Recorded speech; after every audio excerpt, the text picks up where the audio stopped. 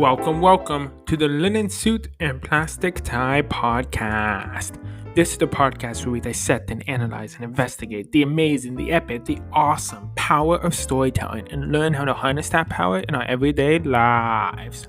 I'm Gaurav. And I'm Kevin. Kev, wherever I go, I spend so much time in bookstores. I can't pass a bookstore without walking in. Even when I know I'm not buying a book, I love bookstores.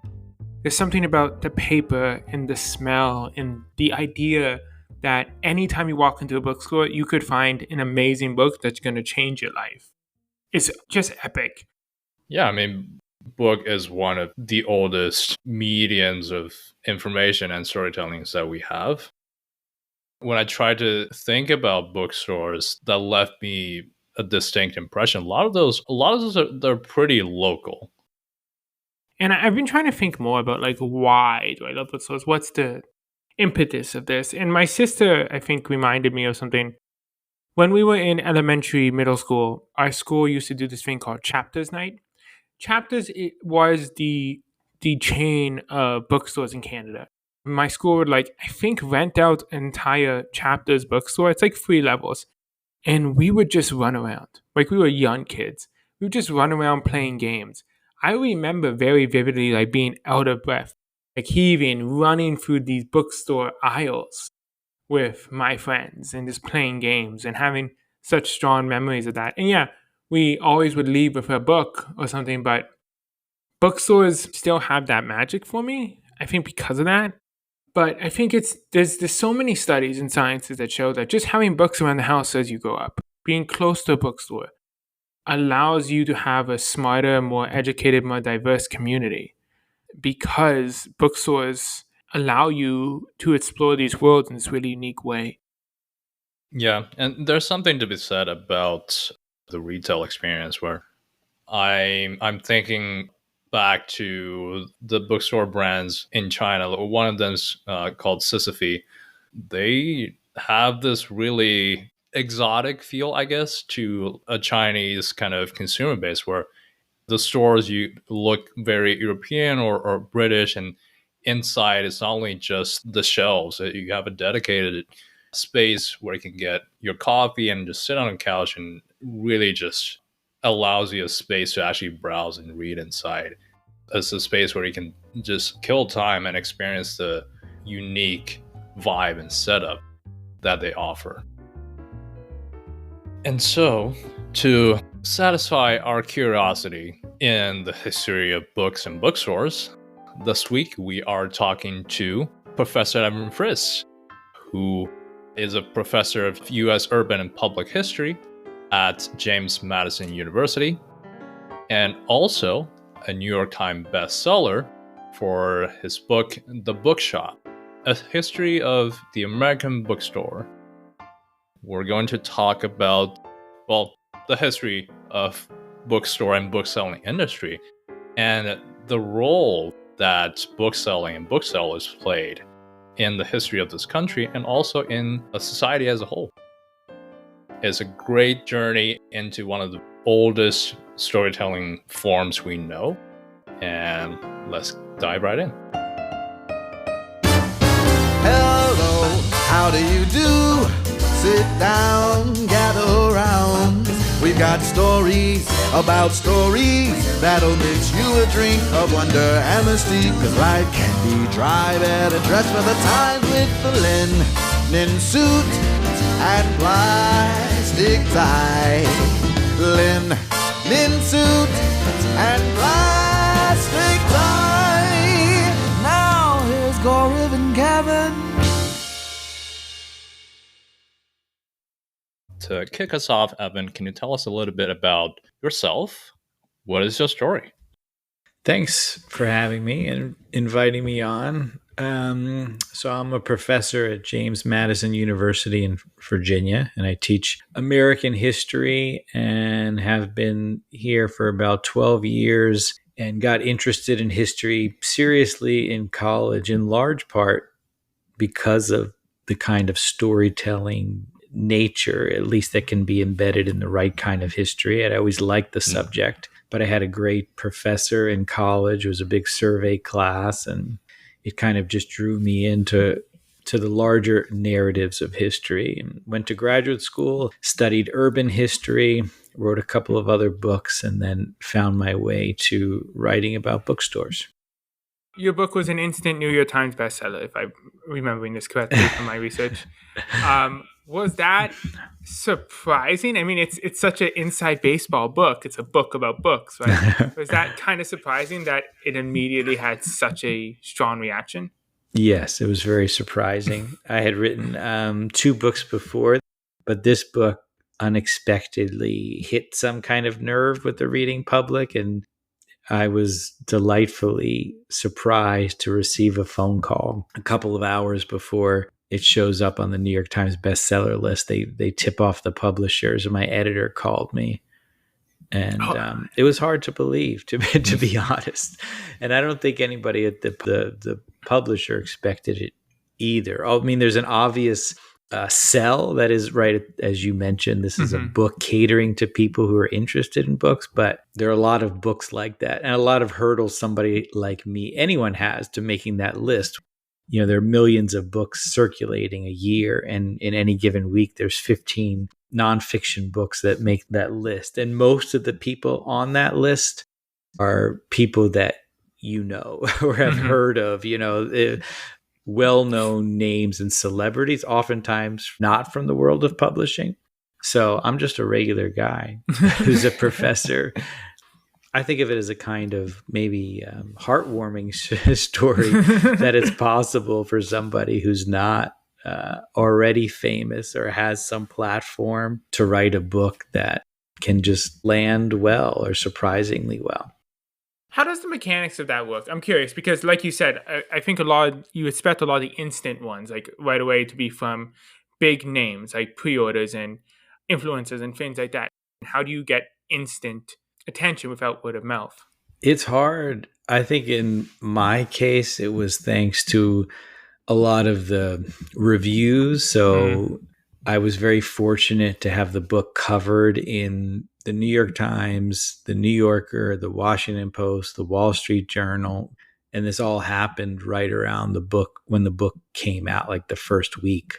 And that's not easy to do either. And there's nobody who can guarantee it. All the publishers send a copy of the book to all the big newspapers and magazines, which of course aren't as big as they used to be, because a lot of people, in your generation, 30 or 40 years ago, would have been reading all of these newspapers and periodicals and don't anymore. But that said, they still carry quite a bit of weight. And the publishers send review copies to, the New York Times and just cross their fingers in hopes that A gets a review and that B, the review is good. So I was fortunate to get a lot of media coverage that I think helped readers find out about the book. And, brick and mortar bookselling for a book like this still matters. So there's, 600 now, almost Barnes and Noble bookstores, and they all carried the book. Some of them had big tables of it up front. That was helpful. And even more importantly, a lot of the indie bookstores who obviously resonated with the message of this book really championed the book and told people about it and had it in their windows and, helped alert people about this book. Now, for you having to really study the evolution of bookstores and the industry and research into different types of bookstores, have you discovered any sort of common characteristics of bookstores and booksellers? What kind of creates that gravitational pull for people? Yeah, one almost near constant of bookselling as an industry is that it's not very lucrative in general and has a financial precarity built into it. And that was, part of bookselling long before Amazon and even long before Barnes and Noble and Borders. It's just the kind of nature of the business, and it's a low profit margin business. So that gets to the second point in my answer, which is that it takes a lot of courage to be a bookseller. And one of the interesting sort of features of so many of the booksellers that I researched and wrote about is that, yes, they want to start a business. Some of them are driven by money, but most are primarily driven by some kind of what we would call like a almost social justice in 21st century terminology.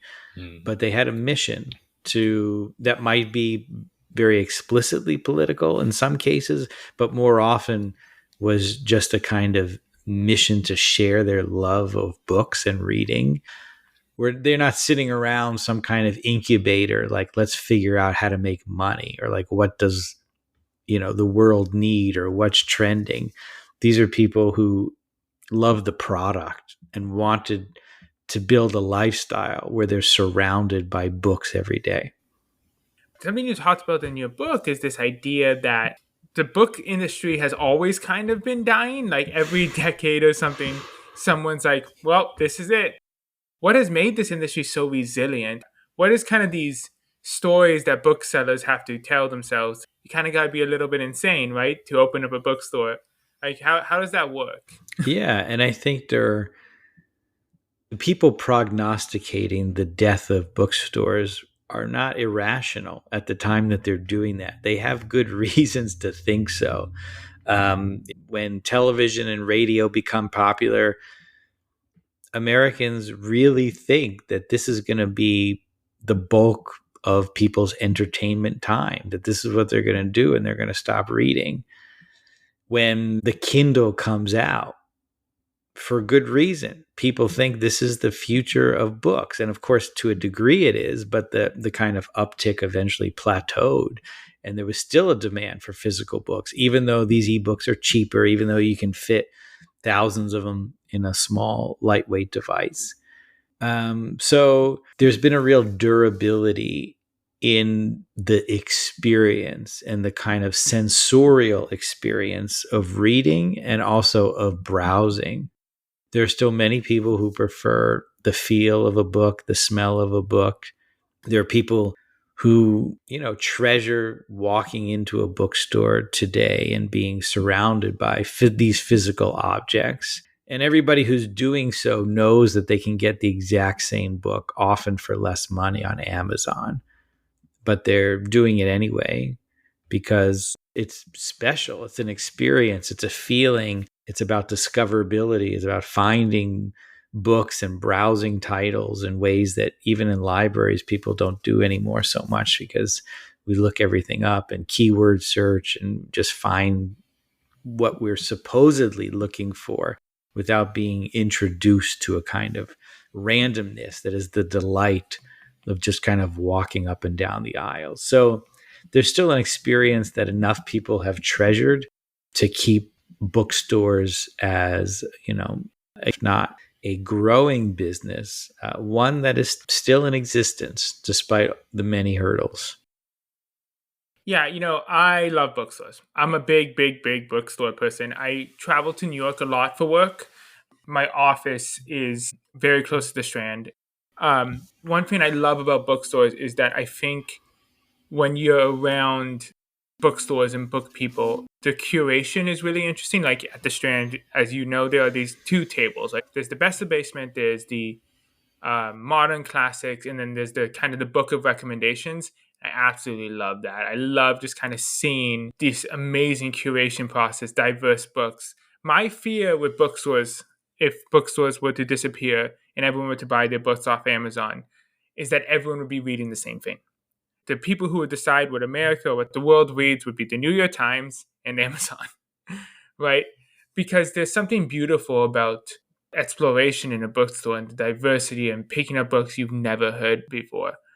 I've never walked into a bookstore and not left with like, these are 4 more books I want to read. Yeah, I think it's about discoverability, and we can, not we, people, not me, can design as smart, an algorithm and find books that are recommended for us that we do like.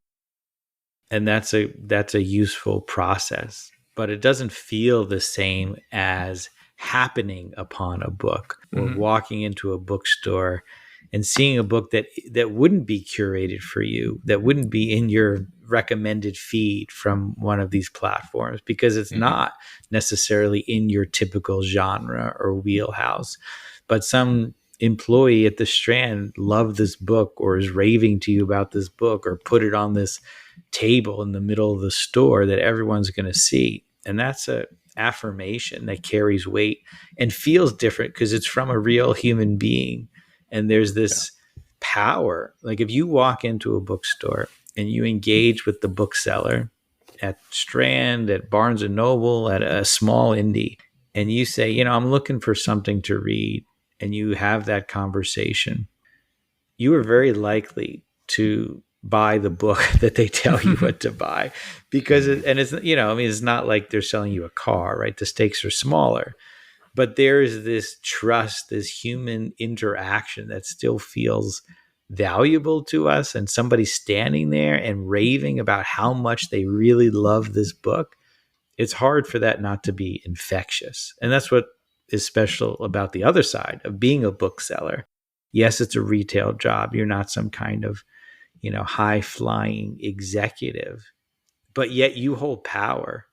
You know, if Kevin walks into a bookstore and I tell him to read something and he does because I told him, that's an amazing thing to happen on a kind of daily basis, and one that, you know, could have real ramifications on Kevin's philosophy or thinking, or at least just brightening his mood for the day. So that's a very special kind of relationship, even if it's not an intimate one and it's an ephemeral one and it's a 2-minute kind of conversation between strangers.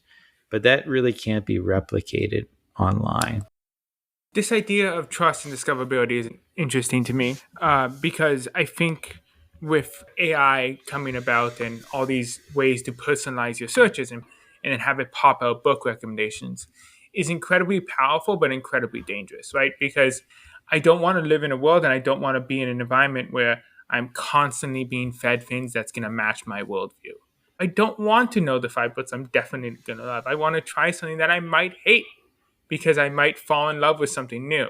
It's actually something we talked a lot about on this show, the importance of a diversity of storytelling. It's not just about reading from amazing, diverse storytellers, but actually diversifying the type of stories you read. Yeah, and it's about diversifying the ways that you encounter these books to begin with. We have a culture in which there's one place to go buy books. That entity has so much power and control over the books that you find, and, you know, it determines what is appropriate or what a diverse enough selection looks like. You know, I think the kind of publishing landscape is healthier if there are enough different kinds of channels to acquire this content, beyond and including, of course, Amazon, but also the likes of Barnes and Noble and the likes of small indie shops that are much more community anchored and kind of local retail sites. And community is also an important aspect you mentioned in your book, and also the idea of certain bookstores being themed. And that tends to also attract communities around that bookstore. Do you think we still have those kind of themed bookstores today? How have they changed? So in the book, I profile a lot of activist bookstores, which were, you know, in the 1930s and 40s and 50s, politically oriented bookstores, communist, socialist, Nazi bookstores. And then in the late 60s and 70s, one of the first gay bookstores I have a chapter about, as well as a black bookstore that opens in DC that's very much part of, you know, improving the lives of African Americans and goes hand in hand with the kind of civil rights movement that we're all more familiar reading about in terms of protest marches and sit-ins and the such. But it makes a lot of sense for a bookshop to be the kind of another hub of civil rights campaigns, because this is where people can learn, both inside and outside of those communities, about certain kinds of people, and they function as gathering spots for people, you know, to meet like-minded folks and find allies in the serious fights that they were waging. Specialty shops in general, whether it was, you know, a gay bookshop or a shop that just sold cookbooks, for example, those were some of the hardest hit by the popularization of Barnes and Noble and Borders, bookstores that promised to carry everything. So there used to be these shops that had a more niche market. And obviously, once Amazon came, that was even more difficult to have a kind of bookstore that has a really small, dedicated stock, especially outside of a huge city like New York or Los Angeles, because it just became too hard to attract those kind of customers when there was other competition. They used to effectively have not necessarily a monopoly, but near enough monopoly that if you were interested in some genre, especially the more niche that it was. So most of those bookstores are long gone. There are still some. And, in the wake of George Floyd, there was a lot of talk about supporting Black-owned bookstores, which of course is very different than the kind of bookstore I wrote about or profiled called Drum and Spear, which wasn't just owned by Black people, but it consisted of books mainly by Black authors about race, and these were, again, activist spots whose primary intention was not to make money, but was to awaken a populace. Yeah, I mean, I think something you talked a lot about in the book too is this, when it comes to these activist stores, is these communities they built, right? These safe spaces, these trusted brands. And I think it's, you inherently trust them more, right? They have the good guy, the up and coming, the you got mail type of brand and idea and romance behind it. So you have such an interesting connection there. The vibes are so important, right? Kind of like coffee shops, It's about making that intimate connection, making that intimate brand. And I think about how with these communities around these activist bookstores, how the internet era changed that a lot, because you didn't have to go to the gay bookstore, to find people like you. You could now, with the internet, it's easier to find stories of people like you and like-minded stories. So I think that's such an interesting, powerful idea about how communities have changed with the advent of the internet, and how bookstores still incredibly important for the proliferation of diverse ideas and the power of ideas. Yeah, I think, online has room for gathering communities as well and connecting people across space. And when Craig Rodwell opened the Oscar Wilde Memorial Bookshop in 1967, it was also just a very different world. Consensual sex between men was illegal in almost every state. And this was just a kind of radical, crazy thing to open this bookstore with windows, where he was inviting people to see what was going on here in out in the open, as a very legitimate kind of business, where the other known gay retail enterprises were gay bars, basically, or bathhouses, places that had different kinds of reputation.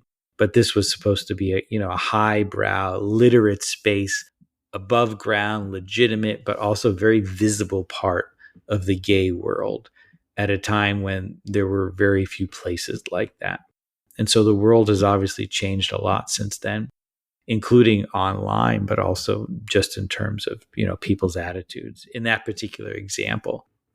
So yeah, some of the ways in which we gather and form community at bookstores have changed, but you gave the example of the coffee shop. Sociologists use a term called third spaces to think about spaces like coffee shops and bookstores, where we can gather and be around other people that aren't religious or politically affiliated or about work, but these kind of social spaces. You could even be alone, but you're still kind of in a community.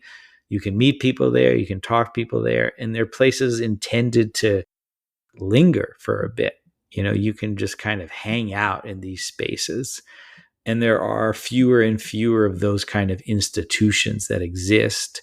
And we as humans, and certainly as Americans, just lead more and more insular lives. And so these kind of institutions can really be anchors for community that still have a lot of function. Yeah, I love that you brought up the third place or third space kind of concept. It's actually something Gaurav and I have been talking about quite a bit. For me, being fully remote at work, that barrier between the first space, my living space, and my second space, which is my office, is kind of blurred. But then the third space is also kind of hard for me to find these days as well. And one of your closing chapters, you talked about the Parnassus bookstore, kind of very successful example of individual bookstore experience. And as I was listening to the audiobook on that portion, I keep thinking back to how I feel about coffee shops. Whenever I'm in LA or I'm traveling to a new city, I keep trying to search for local indie coffee shops. And if I see Starbucks instead, that kind of deflates my experience and motivation to really explore the city. But interestingly, I don't feel that way about Barnes and Noble, which is obviously a very big bookseller brand. But I feel like whenever I go into one, it excites me in a way that I never feel excited whenever I see a Starbucks. I wouldn't go, oh, great, let me go inside and see what that is, you know? Yeah, well, why is that? Do you think? I feel like there's something unique about the collection within each location I've visited in Barnes and Noble, where I can go into one in West Hollywood, Los Angeles, and it would be a different collection than when I was up in San Francisco and I saw one. They don't necessarily feel branded or universal like how you would a Starbucks or a McDonald's, but the setting is very local to the space and also the curation of the collection. So yeah, that's the idea for these new stores that are opening. So Barnes and Noble is having a resurgence this year and opening 60 stores in 2024 after many, many years of decline and a shrinking footprint.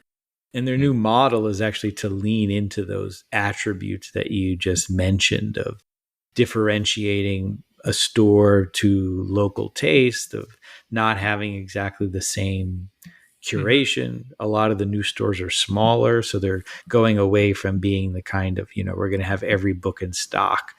And they're also trying to be much more browser friendly with lots of books that are face out. Again, it's not just about the number of books you can have, but making an attractive space. And they're new stores. So I was in Georgetown in Washington, D.C.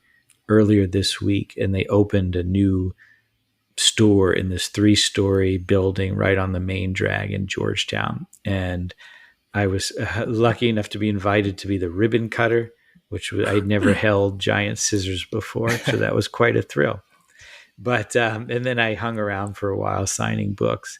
But this store is spectacular. I mean, just visually gorgeous and stunning. And I grew up near Barnes and Noble that, my memories of it were kind of, it was fine.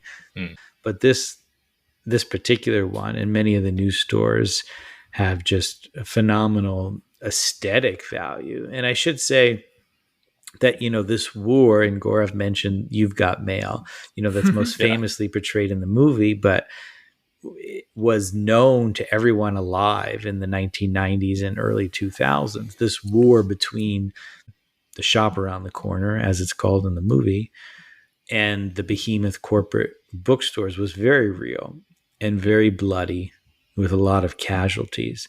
But that war is over, and Barnes and Noble and local indies are often on the same page and now see themselves as allies, and their enemy is Amazon. They want to preserve brick and mortar bookstores, and the kind of trade group that's in charge of the indie bookstores, the American Booksellers Association, the chairwoman of that is in regular contact with the person who runs Barnes and Noble, and they're on the same page in terms of pushing for measures to try and keep Amazon at bay, because they want a world in which physical bookstores still exist, and the indie bookstores know that if Barnes and Noble goes under in those 600 stores, then the percent of in-store book buying and browsing will be so small that the publishers will even further orient their catalogs and salesmanship and everything else toward a kind of single platform, toward Amazon. It's really interesting how Barnes and Noble kind of changed their story on this. It's kind of, the enemy of my enemy is my friend. Yeah. It's so fascinating. I know this was a big push by James Daunt when he took over Barnes and Noble. James Daunt, obviously, he's the leader of Barnes and Noble. If you don't know, he was the CEO of Waterstones, which a private equity firm owned, I believe, and then they bought Barnes and Noble, and then he became I believe he's the CEO of both companies now. Correct He me if I'm is. wrong. And he started in this business with his own bookstores in England called Daunt Books, which still exists as, I don't know, 7 or 8 branch bookstores. So he runs those, Waterstones, and Barnes and Noble. And Waterstones and Barnes and Noble are owned by this hedge fund. Fascinating. I mean, a big part of his push, I've listened to interviews he's done before actually, and a big part of his push is like make Barnes and Noble more independent, right? Give the store managers more control, help support indie bookstores. And it's fascinating how kind of a big brand can become this kind of fighter for the little guy just by finding a common enemy. I will say one thing, and I interviewed him for this book. He was kind enough to, sit down with me for an hour or something. I also interviewed Len Riggio, who's the person who turned Barnes and Noble into what we know, who became a billionaire, and he recently passed away. Very interesting guy. They were both terribly charismatic and not hard to imagine how they became CEOs. But I will say for James Daunt, unlike most CEOs of companies of that size that are then bought as hedge funds or come in to be the kind of rescuer, he started with his own bookstores, that he started these like indie bookstores that are venerated in England. So he's not just, and I don't mean just as some kind of pejorative way, like he's not just a corporate guy. He obviously is a corporate person who knows the finance and all this kind of stuff, but just some MBA from somewhere who's really smart. He also built this business himself with his own shops, small independent bookstores in England. And I think that's part of his DNA and has been helpful in terms of thinking about how to marry the strength and power of a giant corporation with 600 outlets with the kind of knowledge of running a small bookshop and knowing what was the appeal of those kind of places and trying to find a balance. That's funny because I'm thinking about how obviously you've spoken to a lot of booksellers, right? I think you mentioned your wife's a bookseller, so you know a lot of booksellers, and you now, I guess, have spoken to all levels, like the indie bookstore to the big chain owner, right? Is there common characteristics about book people? Are there common things you can see in all of them where you're like, oh, yeah, that's a bookseller? Yeah, I think you mentioned it earlier. You used the word crazy or insane or nuts or, these are people who are courageous, who have a passion for the product itself. It's, again, not somebody coming in to take over Ford Motor who's not like a car person, or like these are people. And Len Riggio himself, the guy who started Barnes and Noble, he just loved books. He grew up in this working class neighborhood. He was a student at NYU. It was boring him. He has a sort of more like Silicon Valley kind of story because he was able to leverage a lot of money and take this big risk. But aside from all that, he got into it because he was working at the college bookstore and was just introduced to great literature for the first time of his life and was like, why didn't I go to bookstores? And he realized it was because they weren't really meant for people like him. He and his working class friends from this Italian American neighborhood thought of them as off-putting, elitist, snobby kind of spaces. So his vision was a kind of to democratize the bookstore and make it inviting for everybody. So even him, again, this kind of finance whiz who ends up doing all these spectacular things, fell in love with books first and foremost. And I think all the good booksellers share that trait and sometimes put blinders on and can't see enough of the challenges. And, it's a hard business and they're so driven by mission. Many bookstores don't last very long. Even the ones that do, many of them don't make a lot of profit. So, yeah, I think it's there's a real unusual passion. Obviously, people go into business for different reasons and are often passionate about something. But just compared to people I know that have started other kinds of businesses, whether that's a restaurant or a landscaping business or graphic design, whatever it is, like there doesn't seem to be that same, like if you just tell me, hey, I want to introduce you to this person, Kathy, she's thinking about opening her bookstore. I'm 99.999% sure that she is just zealous about the product and is in love with reading.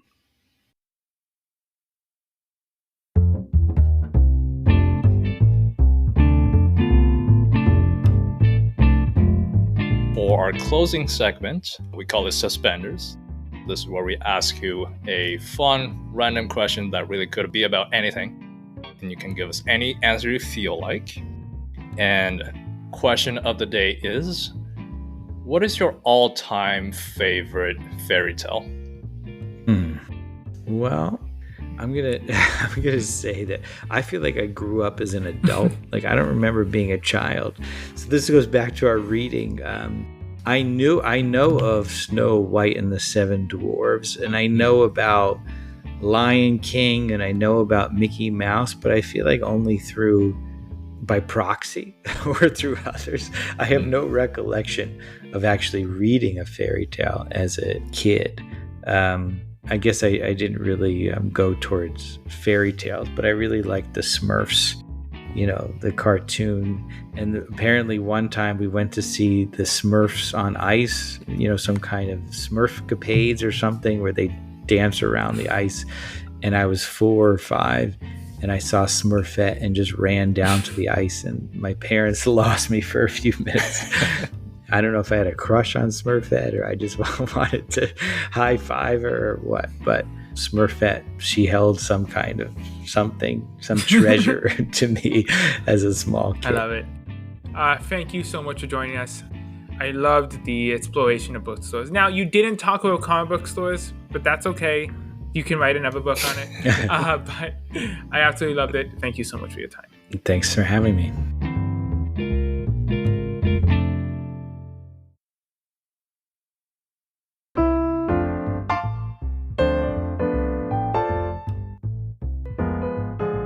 Welcome back to Top Hat. This is the part of the episode where we dissect and analyze some of the epic and cool lessons we got from this week's expert storyteller. And this week's expert storyteller was a New York Times best-selling author who wrote a treatise, a love letter, a epic journey of the history of bookstores in America and the way they've helped shape America. I mean, I think one of my favorite parts of this book was how integral bookstores and education and this idea of sharing ideas has been to democracy. It allows us to grow as humans and learn other people's experiences and build empathy and gain new ideas that maybe get shut off in our echo chambers. And this is the thing about bookstores that I think is really powerful, is discoverability. Like, I bought books online. I do it all the time. When I go online to buy a book, it's because there's a book I know I have to read. There's a book I know I want to read. So I go buy, 30 seconds, done. It's like a really quick transaction. I knew what I wanted. I went to the website. I bought it. Ships in 2 days, right? But for the books I've found and have discovered that I haven't heard about 12 times, that wasn't at the top of the New York Times bestseller list, those books have had immense impact on me as well. But that's because I walked into a bookstore and saw it on a table or saw it in a section I like. It allows so much amazing discoverability of new ideas, because I worry that if we buy all our books online, we're just going to end up reading the same 5 books as a community globally. And that's when we live in an echo chamber of the same books, same authors, and same ideas instead of challenging our beliefs. And that also speaks to what's special about bookstores. It's the browsing, the kind of spending time reading inside, talking to the booksellers for thoughts and ideas and recommendation for books is very much core to the bookstore experience. And one very interesting example we talked about is Barnes & Noble, one of the biggest bookseller brands in America. But somehow, some way, this brand has managed to make itself approachable, endearing, and give that indie bookstore feel when it's such a huge chain, right? And a huge driver behind that is how Barnes and Noble and all these indie stores realize that they have a common enemy in the Goliath that is Amazon. And they're able to stand on the same side of this traditional bookselling experience versus online retail kind of competition, where the big bad villain become part of the heroes team. Yeah.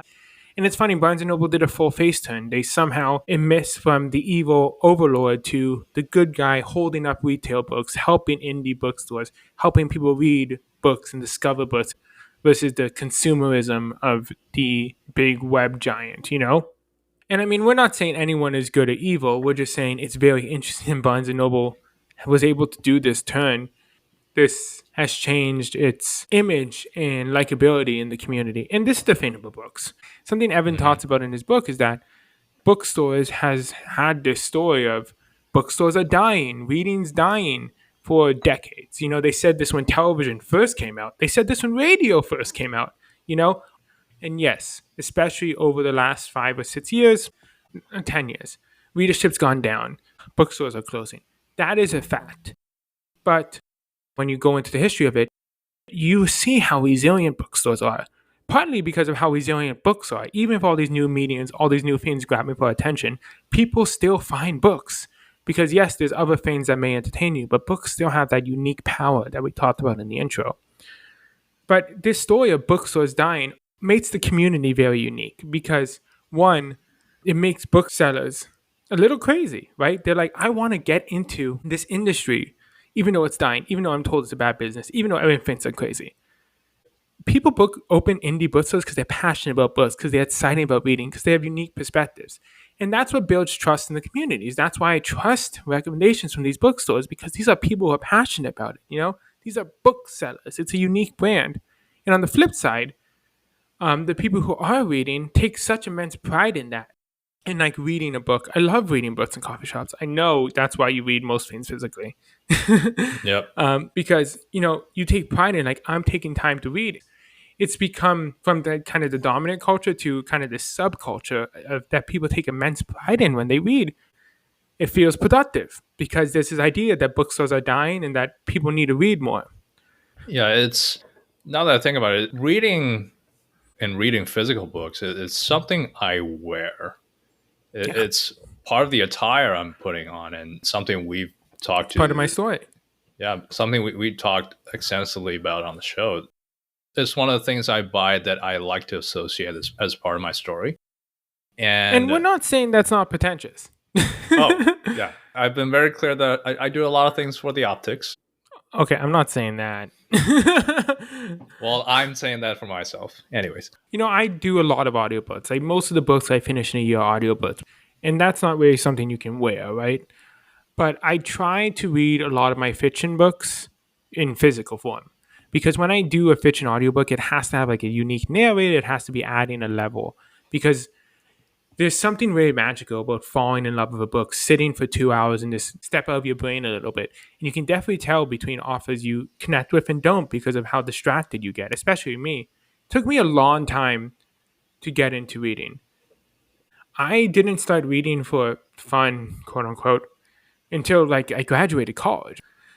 Partly because I had a negative story around it from all the books I had to read in school that I didn't like and gave me a really bad flavor and taste about books. But then once I finished school and I wasn't reading, finding books I enjoy, finding books I connect with, realizing it's a whole incredible world that it's very hard for anyone to not find books, and realizing there's no race, there's no deadline. I can sit with a chapter for 2 hours, and the more I do it, the more I find books I like, the better I get at it. Like anything, it allowed me to fall in love with reading in a whole new way.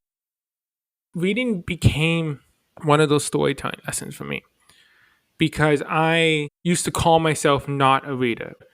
And it wasn't until I questioned that and said, oh, I can be if I wanted to be. I questioned, why do I have that story? Where's that story coming from? How can I adapt and address and change that story and face it?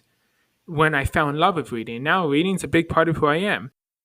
and we encourage all of you who are listening, as much as we are champions of new, unique forms of storytelling, let's also dive back into some of the oldest storytelling formats we know, because there are unique and long-lasting magic to those. It's not a competition. It's not a race. You don't have deadlines. Find a book you love and go from there. And this has been another great episode of the Linen Suit and Plastic Tie podcast. If you like our content, make sure to subscribe and follow wherever you listen. Find us on Instagram, LinkedIn, TikTok through lsptpod.com. We have our links all over there, and stay up to date on our latest content through those social media platforms. Thank you so much for taking the time. Time is the one resource you can't get back, so we appreciate that you took the time to make your society better by becoming a better storyteller. Have a great one.